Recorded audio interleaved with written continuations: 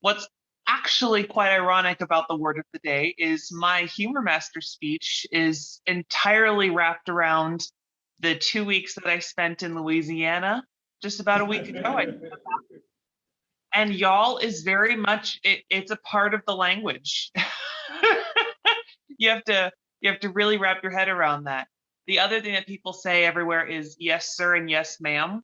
It's almost just it's not even a response. You don't say just yes or no. It's always yes sir and yes ma'am. And I thought that was quite funny. I think that I had to adjust out of when I got back to Minnesota.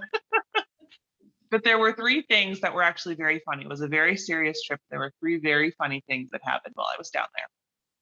There was a gentleman who was a Salvation Army officer. His name was Jonathan Flowers, probably a 6'4" tall man with great big glasses that made his eyes look bug-eyed inside of his head.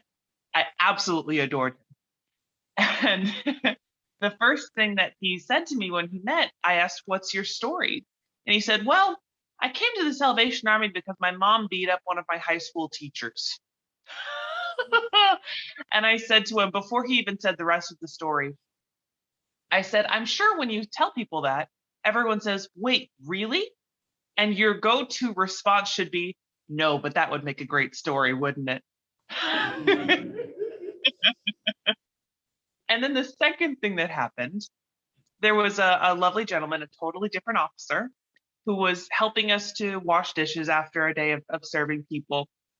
And I walked up to him and I said, "What is your name?" And I thought he said Judas, like the traitor from the Bible. Now, their Salvation Army officers are ordained ministers, and he was an officer's kid. And so I was very confused as to why officers would name their kid Judas. And so when I heard his name, I said, "Really?" And he just said, "Well, yeah." And later on, I find out that I had misheard him. His name was Judah, very normal name. And he said to me, "Oh, I just thought you were a rude northerner who didn't know what Southern hospitality was." And the third thing that happened, this is actually when I got back. I got back and I was giving my father sass about something. He's asking about the trip, and I love to sass my father. It's one of my favorite pastimes, truly. Well, his response to my particular comment of sass was, "When are they sending you on a deployment again?"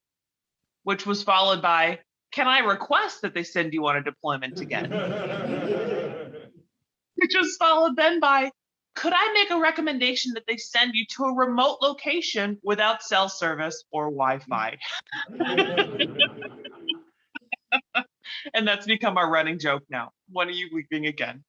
There's your humor for the morning. Back to you, Madam Toastmaster.